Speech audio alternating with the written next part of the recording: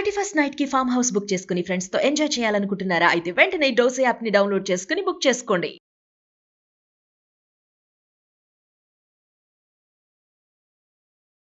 నమస్కారం అమ్మగారు. నమస్తే అమ్మా.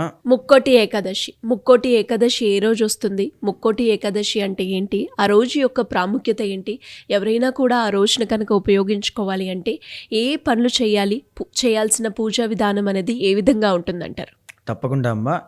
డిసెంబర్ 30వ తారీఖు ఏకాదశి మంగళవారం అండి. అంటే ధనుర్మాసంలో వచ్చేటువంటి శుక్లపక్షంలో వచ్చేటువంటి ఏకాదశినే వైకుంఠ ఏకాదశిగా మనం ఎప్పటి నుంచో అనాదిగా జరుపుకుంటూ ఉన్నామండి. దీన్నే ముక్కోటి ఏకాదశిగా పిలుస్తూ ఉంటారనమాట. అసలు ఆ రోజునే వైకుంఠ ఏకాదశిని కానీ ముక్కోటి ఏకాదశిని కానీ ఎందుకు పిలుస్తారో, దానికి ఉండేటువంటి గొప్పతనం ఏమిటి, ఆ రోజున చేయాల్సినటువంటి విషయాలేంటి, ఉపవాసం ఉంటే ఎవరు ఉండాలి, ఎలాంటి పదార్థాలు స్వీకరించవచ్చు, ఎలాంటి దీపం పెట్టాలి, ఎలాంటి దానం ఇస్తే మంచి జరుగుతుంది, ఏం చేస్తే ఎలాంటి సిద్ధిస్తాయి అనేటువంటిది మనం చూస్తే, అసలు వైకుంఠ ఏకాదశి అనేటువంటి పేరు ఎందుకు వచ్చింది అంటే, ఒకనాడు బ్రహ్మదేవుడి యొక్క చెవిలో నుండి మధుకైటభులు అనేటువంటి రాక్షసులు జన్మించండి. బ్రహ్మదేవుడి వద్ద అనేక వరాలు పొంది వేదాన్ని దొంగలించి దేవతలని ఋషుల్ని నానా రకాల హింసలు బాధలు పెడుతూ ఉన్నప్పుడు విష్ణుమూర్తి ఆ మధుకైటభులతో యుద్ధం చేయడం స్టార్ట్ చేశారండి. అయితే యుద్ధం చేసే క్రమంలో ఎన్నో వేల సంవత్సరాలు జరుగుతోంది, కానీ మధుకైటభులు గెలవట్లేదు, విష్ణుమూర్తి కూడా గెలవట్లేదు. యుద్ధం సరిసమానంగా జరుగుతోంది. ఆ సమయంలో విష్ణుమూర్తి ఒక్క క్షణం యుద్ధాన్ని ఆపి, ఓ మధుకైటభులారా, మీకు ఒక వరాన్ని ఇవ్వాలనుకుంటున్నారు, ఏం కావాలో కోరుకోండి అని అంటారు. దానికి మధుకైటభులు ఆల్రెడీ వరగర్వంతో ఉన్నటువంటి వాళ్ళు, సో మేమే శక్తివంతమైన వాళ్ళం అనుకునేటువంటి వాళ్ళు విష్ణుమూర్తిని, మీరా మాకు వరం ఇచ్చేది, మేమే మీకు వరం ఇస్తాం, కావాలంటే కోరుకోండి, ఏ వరం కావాలో కోరుకోండి అంటారు. దానికి విష్ణుమూర్తి, మీరు నా చేతుల్లో మరణించాలి, లోక కళ్యాణము అనేటువంటిది జరగాలి అనే ఉద్దేశంతో మీరిద్దరూ కూడా నా చేతుల్లో మరణించాలి అని చెప్పి వరం అడుగుతారు. వాళ్ళు దానికి అంగీకరించి విష్ణుమూర్తి యొక్క చేతుల్లో వాళ్ళు మరణం అనేటువంటిది పొందుతారు. అలా మరణం పొందిన తర్వాత వారు వైకుంఠానికి, అంటే విష్ణుమూర్తి యొక్క చేతిలో మరణం పొందారంటే అది మామూలు మరణం అవ్వదు కదండి.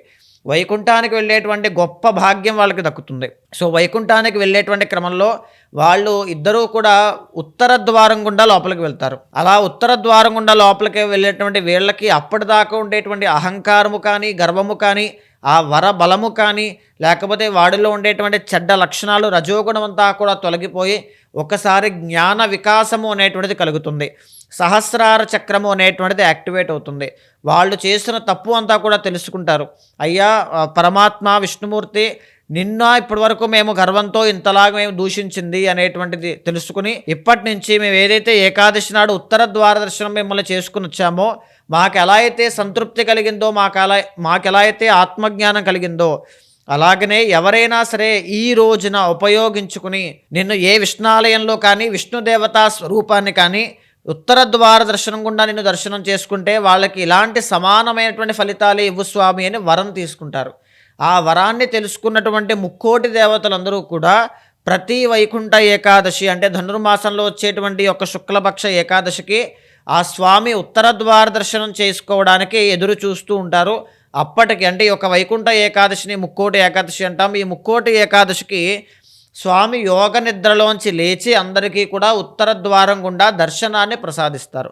సో అందుకే దీనికి వైకుంఠ ఏకాదశి లేకపోతే ముక్కోటి ఏకాదశి అని పేరు వచ్చిందండి. ముక్కోటి దేవతలు మొక్కుతారు కాబట్టి. అయితే ఈ రోజున తప్పకుండా చేయాల్సింది ఏంటి అంటే, ప్రతి ఒక్కరూ కూడా దగ్గరలో ఉండేటువంటి రామాలయం కానీ, విష్ణాలయం కానీ, కృష్ణాలయం కానీ, వెంకటేశ్వర స్వామి యొక్క ఆలయం కానీ, నరసింహస్వామి ఆలయం కానీ, ఏది ఉన్నా పర్వాలేదు, చాలా స్పెషల్గా వేడుకగా ఉత్తర ద్వార దర్శనం అనేటువంటిది ఏర్పాటు చేస్తారు ఆలయాల్లో ఉండి.